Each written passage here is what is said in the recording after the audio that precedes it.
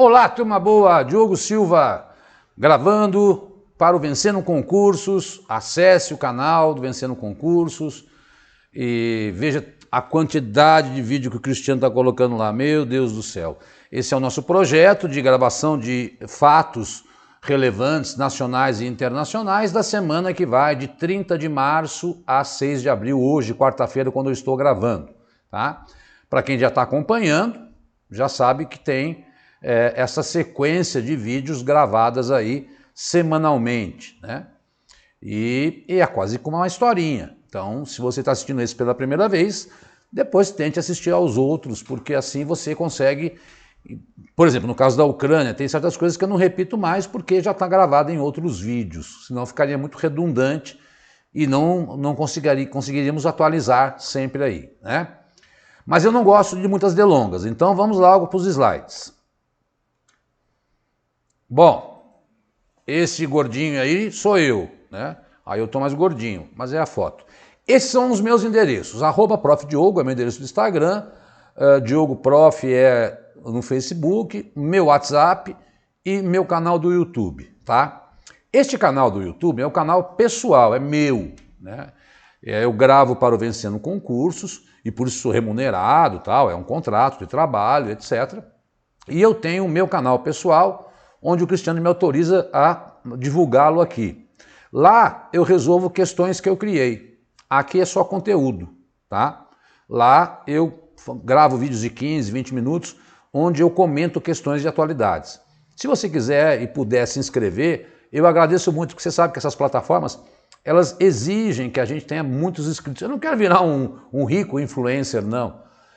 A ideia é ter bastante acesso, porque isso permite você conectar com outras plataformas, os vídeos sobem mais rápido, aparece mais, divulga melhor o seu trabalho, e é necessário sim, vocês sabem disso, que o nosso trabalho seja divulgado pela internet hoje.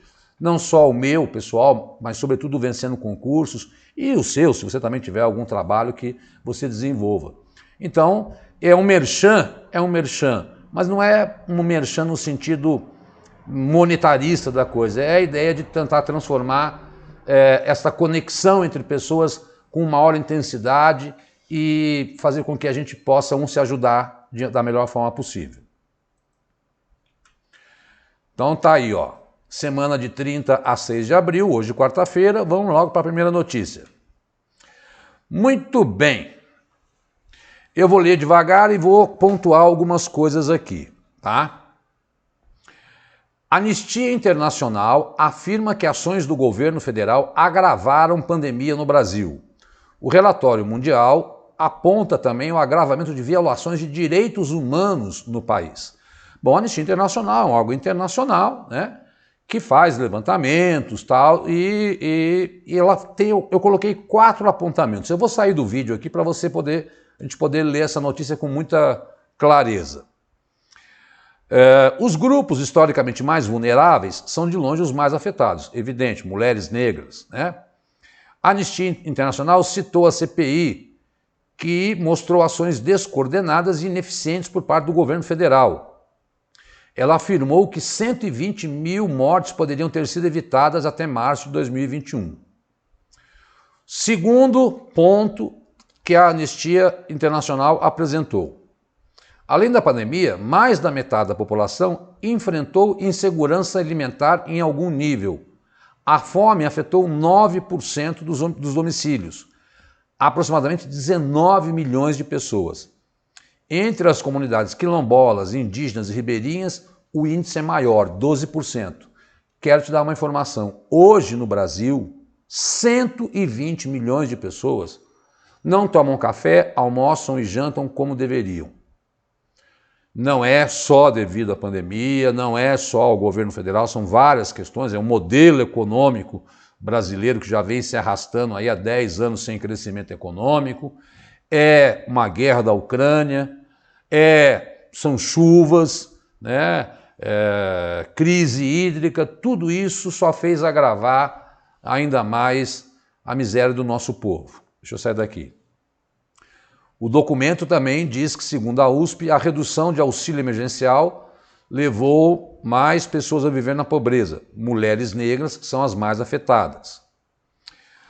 E aí, o quarto ponto que a Anistia Internacional levantou, e os concursos gostam desses relatórios internacionais, o Brasil é o país onde mais se mata trans no mundo, depois do México e dos Estados Unidos. Direitos violados também pelo aumento das invasões, principalmente em terras indígenas. E a Amazônia perdeu 13 mil quilômetros quadrados de florestas. O relatório destaca ainda a liberdade de expressão por parte do governo federal. Essa questão da polarização aí que nós sabemos que está sempre criando embates, né? Aqui não é a ideia de fazer uma crítica ao governo, né?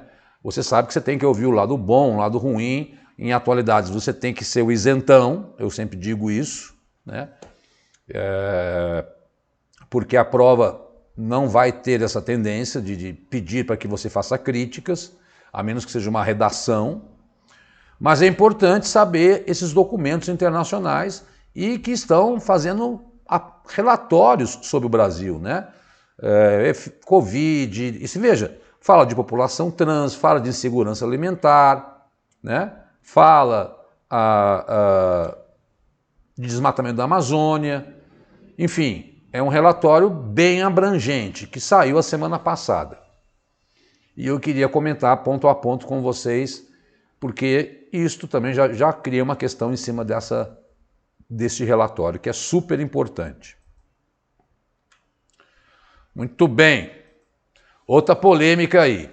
Após descumprir ordem, deputado Daniel Silveira recebe tornozeleira eletrônica e volta a ser monitorado. O deputado foi à Superintendência da Polícia Federal, de onde saiu com o dispositivo. Instigado por atos antidemocráticos, tudo isso foi 2020 mais, né? E o ano passado também, né? Aquele 7 de setembro, a briga com o Alexandre de Moraes aí. E uma coisa interessante que o Alexandre de Moraes fez, que eu quero explicar para vocês, que é o seguinte, que está no final da notícia. Ele pediu para que o plenário do Supremo confirmasse a medida dele, para que não ficasse configurado que é uma perseguição dele ao Daniel Silveira, aquele deputado do Rio de Janeiro, deputado federal, que fez um vídeo dizendo que ia bater com cachorro, com gato morto, no Fachin, e fez várias declarações aí assustadoras para quem pensa em democracia. E ele se negava a usar a tornozeleira eletrônica. E virou uma polêmica, porque ele se trancou dentro do plenário da Câmara e, pela Constituição, ninguém pode invadir lá, e ele dormiu lá, e aí até que cortaram os bens dele, né? Como está tudo contado aí na notícia, e ele resolveu, então, usar aí a tornozeleira eletrônica, né? E detalhe, a ordem do ministro atendeu a um pedido da Procuradoria-Geral da República. Não foi para aqueles que falam que é o Alexandre de Moraes perseguindo o Silveira. Não, quem pediu para que colocasse tornozeleira Isso fique bem claro, que pode virar uma pegadinha de prova. Foi o Augusto Aras lá, o procurador-geral, que pediu que colocasse a tornozeleira nele, né? Enfim, eu busco aqui as polêmicas, né? E se virou notícia, é disso que a prova gosta, e é disso que eu tenho que trazer aqui. Concorde ou não, se é certo ou não, aqui não é um tribunal penal. Aqui é a narrativa das notícias que aconteceram nessa semana e que estiveram na mídia. Pode virar uma questão? Pode, né? Qual é o nome do deputado? A Vunesp adora fazer esse tipo de pergunta, por exemplo. Ó, 2 primeiros caças Gripen para uso da FAB chegam ao Brasil de navio. Veja a foto. Tem a foto onde eu busquei a notícia. Eles vieram de barco, né? Aviões suecos de lote de 36 deverão entrar em operação até o final deste ano em Anápolis, né? O Brasil comprou 36 caças, aí já tem, daqui a pouco eu explico, né? Esses 2 são os primeiros que chegaram, tal. Dessa compra, existe, lá no final, no último parágrafo eu explico, é da Suécia, não é a melhor caça do mundo, existem caças melhores, americanos, tal, mas o Brasil está investindo, sim, né, na sua proteção militar, tá em parceria com a França, construindo 4 submarinos movidos a energia nuclear, não é com bomba nuclear. O interessante desse, chama SAAB, esse programa brasileiro, que vai transferir essa tecnologia para a Embraer. Tanto que esses caças vão ser testados lá em Gavião Peixoto, que é onde a Embraer tem uma sede, até que eles entrem em Anápolis, que vai ser a sede, lá bem no centrão do Brasil, né, desse Grupo de Defesa Aérea Brasileira, chama GDA. Assim, teoricamente, poderá haver 6 dos 36 aviões encomendados em 2014 por 39 bilhões de coroas suecas, 20 bilhões de reais, né? Eu saio daqui. Há um 7º avião que já está no Brasil desde o fim de 2020, mas ele cumpre a campanha de testes ainda, ele ainda está sendo testado, né? Então, a ideia é que esses aviões comecem a chegar ao Brasil, totalizando aí 7, já chegaram 2, né? Então até o final do ano, a gente pode ter, então, aí 7 caças novos para esse programa aí de GDA, que é o Grupo de Defesa Aérea do Brasil, para a gente entender que o Brasil está se protegendo aí militarmente também. Ah, Diogo, você acha que pode ter uma guerra aqui no Brasil? Olha, francamente acho que não. Mas o Brasil tem petróleo, o Brasil tem riqueza, tem que se proteger, né? Todos os países do mundo têm essa política aí. Quem não tinha, a Alemanha. Viram que a Alemanha agora destinou parte do seu orçamento para investimento em armamentos por conta da crise da Ucrânia, já que ela depende do gás da Ucrânia. Então, vamos falando de Brasil. Então, vamos aí. Olha, para não ficar a aula muito chata, eu achei uma comédia essa história. E você sabe que não é da loucura da minha cabeça, mas, enfim, nós teremos a Copa do Mundo do Catar, né? O Brasil já está classificado e saiu o mascote. Eu já vi eles perguntarem de mascote em prova, né? Chama Laeb, está em azul aí. Porra, virou meme na internet, porque é um lenço da cultura árabe, né? O Catar, você sabe que é um país do mundo árabe. E todo mundo começou a criar, porra, é o Gasparzinho, né? Não tem nada a ver com o Gasparzinho, tem a ver com a cultura. Outros chamaram, não, é o fantasma da Série B do Brasileirão, né? Eu achei engraçada essa notícia, achei que a gente não deve ficar super sério, mas até tem um fundo de realidade, né? Eu já vi perguntarem, sim, sobre mascotes de Copa do Mundo, nome de bola e etc. Se o concurso é perto desses eventos, que são grandes eventos, né? Afinal de contas, para o Brasil, Copa do Mundo, eu acho um grande evento. Chama Laeb. Não é só para transformar um vídeo num vídeo mais suave. Muito bem. Esta aqui, acho que também todo mundo ficou, nessa semana foi notícia, e aí eu resolvi colocar aqui, ó, farra partidária, assim que saiu, leva 26% dos deputados a tocarem a sigla. Regra feita por políticos, chama janela partidária, promove a maior troca-troca político da história. Diogo, por que você acha isso relevante? Ora, porque se você vota numa pessoa e há uma identidade com aquela suposta ideologia daquele suposto partido, teoricamente a pessoa não está te consultando se ela pode mudar ou não de partido. E aí fica uma coisa esquisita eticamente, né? Porque, afinal de contas, se eu mudo de partido, eu não estou consultando aquele que votou em mim por ter uma identificação minha com aquele partido, né? Enfim, é só para a gente pegar um pouco no pé desses deputados aí, que 135 deputados dos 513 mudaram de partido nesta janela, né, que ela ia até sexta-feira. Vale a pena dizer que os partidos do Centrão foram os maiores beneficiários, o União Brasil foi o que mais perdeu, que é a fusão do PSL e do DEM, e o partido que ganhou, tem ali o que se chama janela, né? O prazo para que eles mudem e não percam, porque se eles ficarem mudando de partido, eles podem perder aí o mandato. Mas eles criaram uma janela para isso, que é de 3 de março até 1º de abril. E foi um corre-corre danado. O partido que mais ganhou foi o partido do presidente Bolsonaro, o PL, com mais de 70 deputados. Isto não quer dizer, naturalmente, vocês viram minha garrafa térmica? Ganhei do meu amigo Sandro, lá de Curitiba, que veio fazer uma visita aqui em São Paulo. E olha, não quer dizer que esses partidos que são os maiores hoje terão as maiores bancadas, vai depender das eleições que ocorrerem aí no final do ano, né?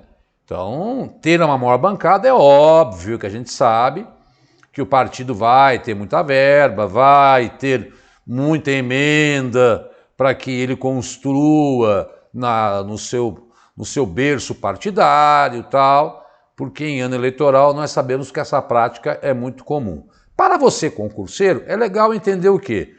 Quem mais perdeu, quem mais ganhou, o que significa uma janela partidária, né? Saber que foi a maior troca da história do Brasil, independente se você concorda se o seu deputado foi para esse ou para aquele partido político, porque a prova não vai pedir isso para você. Mas pode pedir esse fato político porque se transformou aí, como eu falei, no maior troca-troca da história política brasileira, tá? Então, se atente à questão institucional, né? Se atente à notícia como algo não partidário, porque a prova não pode ser assim. Ela não quer saber qual é o seu partido, mas é preciso saber, afinal de contas, se trata do poder talvez mais importante no Brasil, porque é ele que faz as leis, o poder legislativo. E a gente precisa fazer com que os jovens votem, a gente precisa saber muito bem quem votar. Aqui já é uma campanha de cidadania minha, acompanhar o deputado, né, no seu trabalho. É preciso que o brasileiro tenha esse engajamento maior, porque senão eles aparecem só na época da eleição, fazem uma porção de promessas e depois viram as costas para a gente. E a gente sabe aí você que quer ser concurseiro, o salário que acaba ficando baixo, né? O deles não, né? A própria aprovação de concursos públicos, né?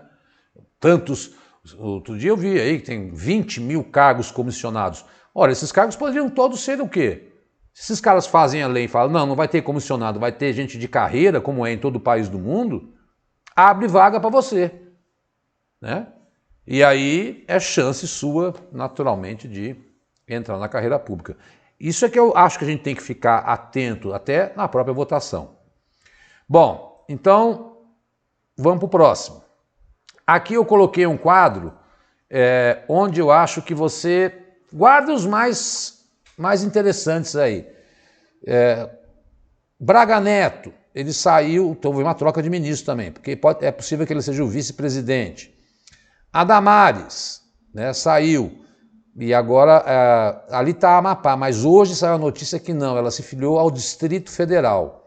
Talvez ela seja candidata a senadora pelo Distrito Federal. Flávia Arruda, Gilson Machado, João Roma, o Marcos Pontes, que é o astronauta, que pode sair candidato a deputado por São Paulo, o Onyx Lorenzoni, que quer ser governador lá do Rio Grande do Sul, né? Tudo isso são intenções, até porque agora não foi homologado oficialmente. O Tarcísio de Freitas, que é o da infraestrutura, que está aí pleiteando o cargo de governador de São Paulo, a Tereza Cristina, que é da agricultura. Eu acho, assim, realmente difícil guardar o nome, sobretudo aqueles que entraram, porque os que entraram são cargos técnicos, não são nem tantos cargos políticos assim. Mas guardar do Tarcísio, da Damares, da Tereza Cristina, pelo menos os três aí, eu acho que é bom você guardar essa troca, porque tinha um prazo até abril, para ele se descompatibilizar com o governo para sair candidato. Assim como o Dória saiu, né? O Eduardo Leite deixou o governo lá do Rio Grande do Sul, Camilo Santana deixou o governo para ser candidato a senador lá no Ceará, enfim, né? Há um tempo que pode descompatibilizar, né? Quando é reeleição, obviamente que ele não precisa.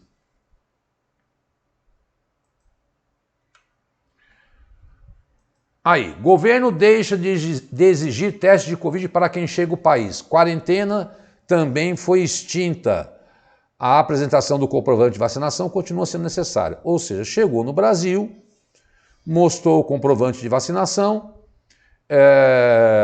não precisa mais cumprir aí a quarentena, tá? Além disso, se o cara não tomou vacina, o governo fala assim para o cara, tá bom, se você não tomou vacina, você tem que fazer o teste deverá ser realizado um dia antes do embarque. Tá lá, brasileiros e estrangeiros, no último parágrafo, que não se vacinaram contra a Covid, terão de apresentar às companhias aéreas um teste, né, PCR negativo. Então, ainda há essa brecha para quem não se vacinou. Meu Deus do céu, tem gente que não está tomando vacina. Enfim, outro dia um médico, um amigo meu lá de Pindamonhangaba, e ele falou, olha, eu sei porque eu sou médico, a pessoa testou positivo para o Covid e estava no mercado andando sem máscara. E ele não quis colocar, pela ética médica e tal, mas ele falou, porra, você acabou de ser do meu consultório, tá com Covid e tá aqui sem máscara? É inacreditável que isso aconteça ainda no Brasil. Mas lá vamos nós. Então mudou, hein, pessoal? Né? Mudaram as regras para quem chega no Brasil. Não tem mais que cumprir quarentena. Por conta dos dados que estão melhorando aí, da vacinação. Ah, aqui uma tristeza, né? Tudo bem que ela tinha 98 anos. Escritora Lígia Fagundes Telles morre aos 98 anos. Caiu numa prova de um concurso, eu não vou lembrar qual foi agora, sobre a Lia Luft, que morreu também, né?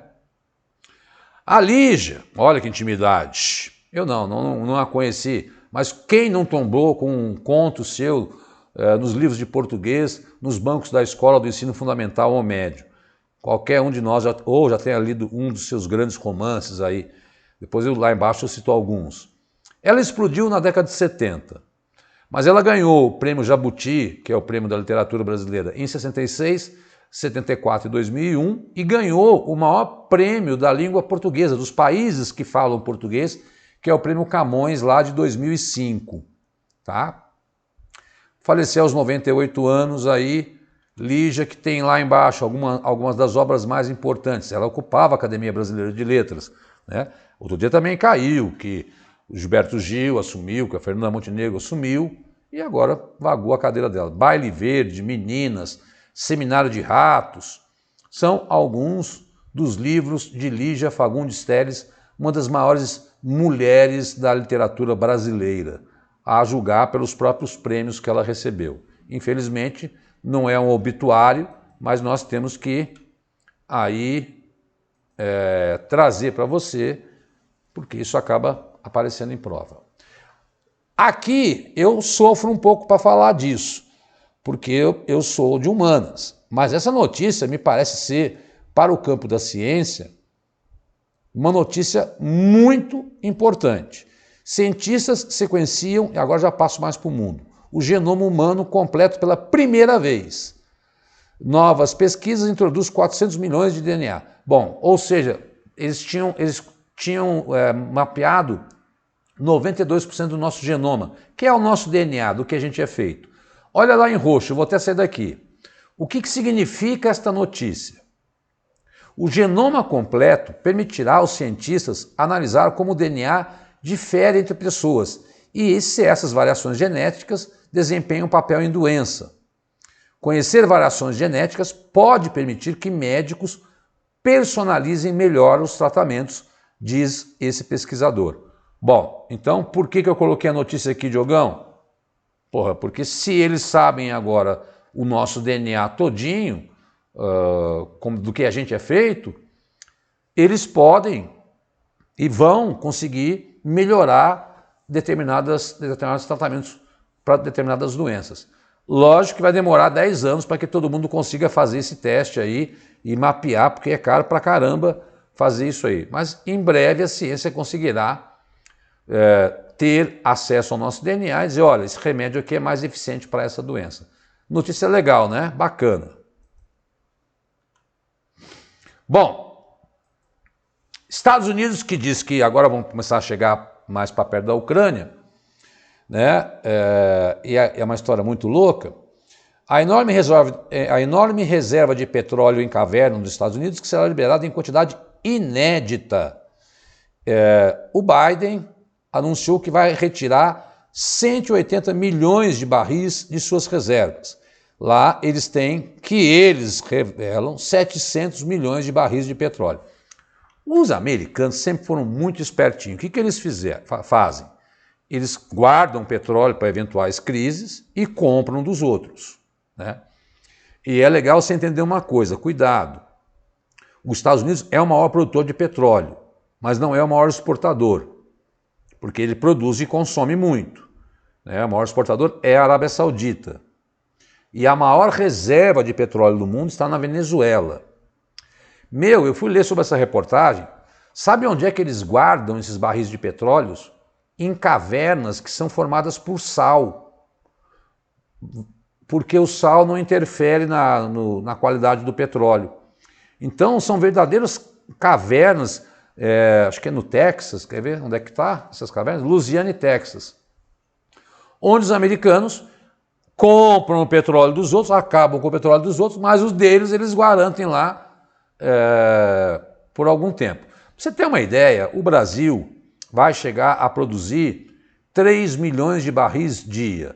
180 milhões de barris vai ajudar a resolver o problema? Não, não vai ajudar, mas vai minimizar, tá? Mas está aí esta notícia. Os americanos já fizeram isso em outras ocasiões, durante a Guerra do Golfo e quando o furacão Katrina também afetou lá os Estados Unidos. Chama SPR esta reserva porque é uma forma de sanção à Rússia, né? Não comprar o petróleo da Rússia. Rússia que vem sofrendo sanções de todo lado. Eleições. Onde tem eleição é legal saber. Aqui é bem fácil. Viktor Orbán foi reeleito, aí é um conservador cristão, né, que se elegeu e ele tem esse dito neutro na Hungria, né, e já qual é o mandato dele? Acho que ele está indo para 12 anos de mandato, tá? Até o Bolsonaro foi visitá-lo. Ele é considerado, o da Polônia, aí pessoas do estilo Bolsonaro que se chama de conservadorismo político. Ele foi reeleito na Hungria e ele tem aí se declarado neutro, porque ele faz parte da OTAN, mas ele não quer briga com o Putin, né? Porque ele também depende da energia da Rússia. A conversa, até vi, onde é que está a notícia? Ó? Também foi feito um referendo, porque o Orbán, por ser conservador, proibiu materiais educacionais que falem sobre sexualidade nas escolas. Faz parte desse grupo aí. Na Polônia, eles criaram áreas onde homossexuais não podem passar. Então, Polônia, Brasil, né, Hungria são vistos como governantes conservadores. Ele foi reeleito agora e também houve a reeleição do presidente da Sérvia. Eu não coloquei aqui, mas deixei para falar, tá? Estamos encaminhando para o final, já dão 29 minutos e como não pode deixar de ser, né, a guerra da Rússia continua. Bom, gente, vamos entender. Agora existe sim notícia que a Ucrânia já atacou aí, antes era uma invasão russa à Ucrânia. Hoje a gente já pode declarar que houve um ataque da Ucrânia a instalações russas em solo russo. É uma só que se tem notícia até agora. A Ucrânia não disse nem que sim nem que não, né? Porque, na verdade, quando o Zelensky convoca a população civil e convoca todo mundo para lutar contra a Rússia, a verdade é uma só, ele não tem o controle desse exército. Tem lá o batalhão de Azov, que são os neonazistas, né, que luta quase como sozinho em favor da Ucrânia, que eles são nacionalistas, eles não têm ligação com o exército. Há de se entender isso, né? Como ele convocou, criou a lei marcial e convocou toda a população, não dá para dizer que ele tem o controle das forças ucranianas. E aí, então, ocorrem embates como esses, né? De ter esse ataque à Rússia. A guerra não acabou, a guerra continua agora, nesse momento que eu estou gravando, né? E só mudou de estratégia. Qual é a estratégia? A estratégia, a Rússia muda foco para mostrar a vitória até maio no leste da Ucrânia, região de Donbass. Daqui a pouco eu mostro no mapa, né? Por quê? Porque dia 9 de maio é chamado Dia da Vitória. É quando os russos fazem um grande desfile militar, porque eles, nesse dia, comemoram a vitória na Segunda Guerra Mundial, porque teriam vencido. É um feriado lá na Rússia, há um grande desfile militar, eles comemoram como sendo os vencedores da Segunda Guerra, porque eles chegaram realmente na Alemanha primeiro que os aliados.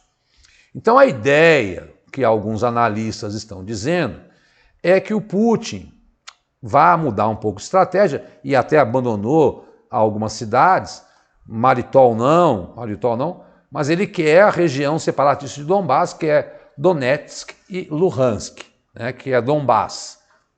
E ele quer tirar as tropas e levar para lá e, de certa forma, no dia 9 de maio, dizer assim, olha, conquistei essa região, que é uma região que eu já mostrei em outros mapas, mas está aí, ó, né, Lugansk e Donetsk, que é essa parte leste aí da Ucrânia, que se fala muito russo. Inclusive uma coisa muito louca, né? Você fala, Diogo, essa guerra é tão doida, né? Porque a guerra de narrativas, a gente fica sem saber algumas coisas, mas algumas informações são bem certas. Por exemplo, nós já sabemos que são mais de 5 milhões de refugiados. Hoje saiu a notícia que 7 milhões mudaram dentro da própria Ucrânia.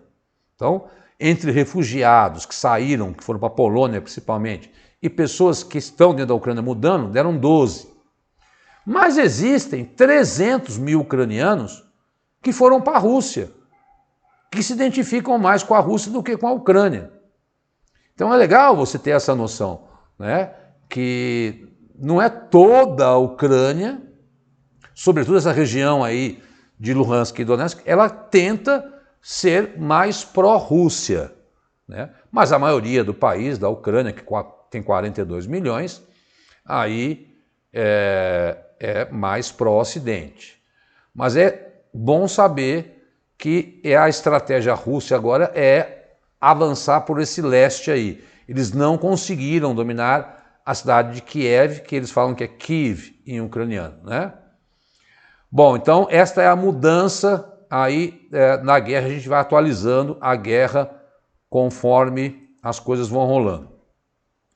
Bom, não podíamos sair aí desta aula, que já está caminhando para o seu final, sem falar do chamado massacre de Bucha. Bucha é uma cidade dormitório de Kiev. Ela não é grande, não. Eu acho que eu vi que tem 15 ou 20 mil pessoas. Mas as pessoas, como a capital é Kiev, as pessoas moram em Bucha e vão trabalhar em Kiev. Resultado, os russos abandonaram Bucha e Irpin para aquelas novas estratégias, e aí foram encontrados 410 civis mortos pelo chão. Bom, isso foi a ONU, o mundo inteiro, não, isso é massacre, porque tem gente amarrada com um tiro na têmpora, isso aí é assassino.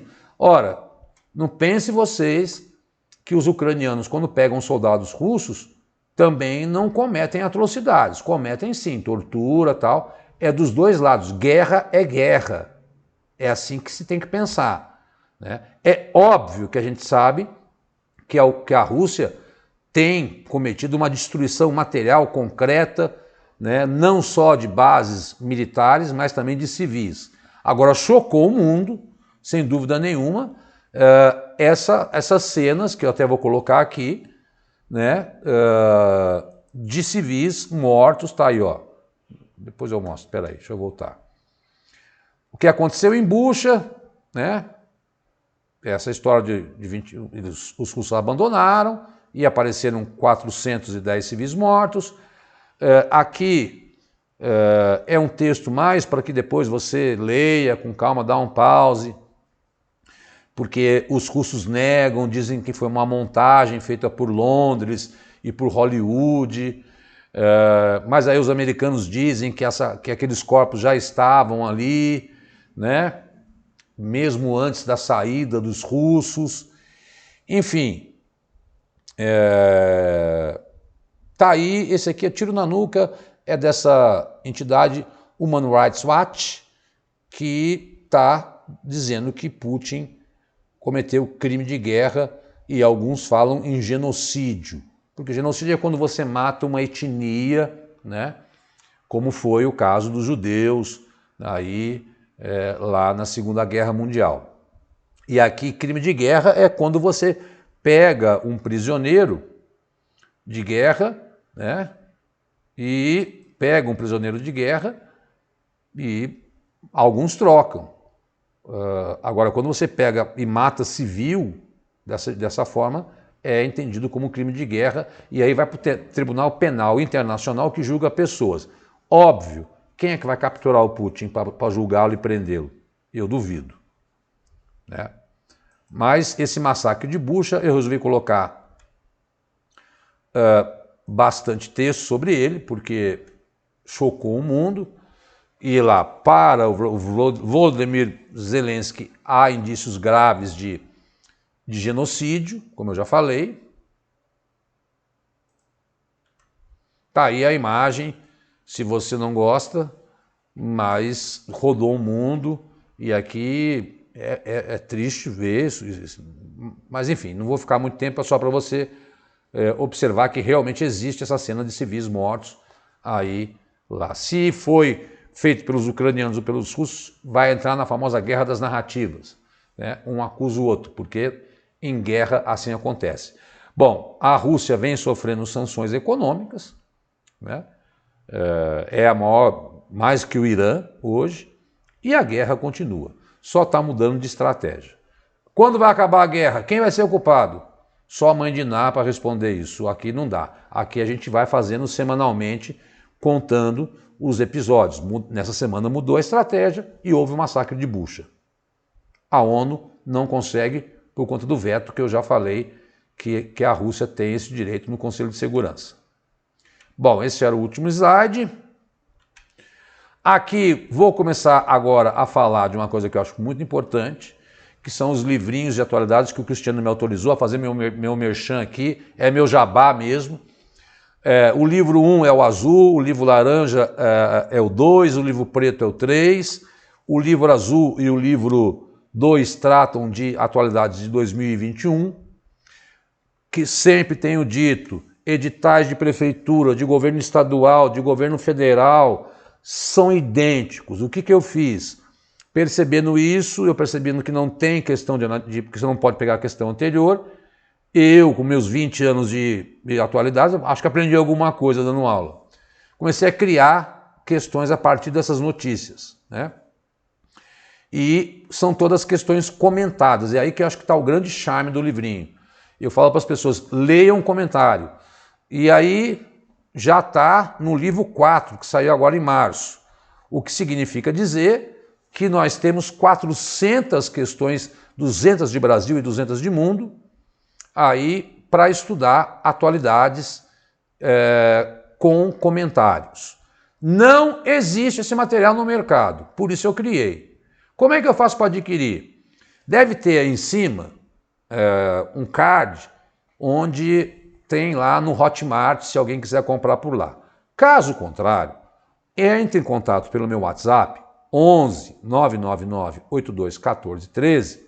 A pessoa manda um Pix de R$25, que é um preço simbólico, para vender muito mesmo, por isso que eu fiz tão barato, né? E não pode pirataria, você sabe disso, que é crime, que inviabiliza até a sua própria ascensão ao cargo público, né? Não entra nesses rateios, valoriza o trabalho do professor, esse é o nosso ganha-pão, né? Eu fico tão triste quando eu vejo o cara, estou vendendo curso que eu comprei e tal, eu sei que está todo mundo sem grana, mas R$25, poxa, é uma Heineken e uma coxinha, um trabalho que tem 100 páginas. E aí você tem contato comigo e conforme o seu edital, eu te indico se é o volume 1, 2 ou 3. E eu mando por e-book, pelo WhatsApp, e aí você imprime. É a forma mais barata. Uma menina pediu para que eu imprimisse e colocasse no correio e enviasse para ela. Eu fui imprimir, subiu o petróleo, subiu tinta, ia sair 80 pau cada um. Porque tem 100 páginas, é muito grande. E mais o correio e tal, ia ficar 1,80. Então, aí está 25. Enfim, é o meu jabá, é o meu trabalho, e eu tenho essa autorização para fazer isso aqui. Espero que tenha tido aí bastante sucesso. Não sou cabotino, não gosto, não quero virar um influencer, nem nada disso. Quero ajudar, acho que é uma troca, aluno ajuda professor, professor ajuda aluno, mas eu recebo notícias de que as questões do livrinho que eu criei estão caindo em concursos, e as pessoas estão acertando. Eu até coloco os comentários nas minhas redes sociais, porque é o que faz a gente ganhar força para trabalhar num país que pô, até roubar ônibus de criança os caras estão roubando aí. É inacreditável o que se faz na educação do Brasil. Bom, aqui é uma coisa que eu acho assim, o Cristiano é louco, já o falo. Imersão gratuita com o professor Murilo Aquaviva. Ele é aí analista do Ministério Público e o Ministério Público já aprovou o concurso. Vai sair provavelmente agora em abril, né? Que é um salário de 6 paus. Como é que faz? Aqui embaixo, né, do vídeo vão ter na descrição alguns links. Links do meu canal aí pessoal do YouTube, que o Cris sempre coloca, link desta imersão, que é gratuita. O cara vai fazer plano de estudo com você, vai contar o que mais cai na prova, vai contar como é que é a carreira, e é de graça. Ou você vai pelo link que está na descrição do vídeo, ou entra em contato com o Cristiano pelo WhatsApp 947838693. Eu tenho dito, se eu não tivesse que estudar atualidades de direitos humanos, que eu dou aula, e história, etc., 6 paus, né? Ele é um cargo semelhante ao TJ, e com um puta cara que é o Murilo. Você pode olhar aqui, se você entrar no canal do Vencendo, você vai observar que lá já tem gente fazendo essa imersão constante aí, que é um negócio fantástico. Não perde essa oportunidade. Aqui é de graça. Esse Cris é um doido. Meus endereços que eu peço aí, que vocês me ajudem a me divulgar, é um pedido mesmo, né? Humildemente aqui. Estou com o meu canal começando, se inscreva no meu canal, porque tudo que eu soltar de novidade vai aparecer para você no sininho. Entra no meu canal do Instagram. Enfim, a gente precisa disso. Isso tornou-se aí meio que o arroz com feijão da vida de um professor que trabalha pela internet, né? Não é para se autopromover, não é para dizer que é melhor, não é nada disso. É para, como eu falei, eu entendo isso como uma ajuda, um ajuda o outro.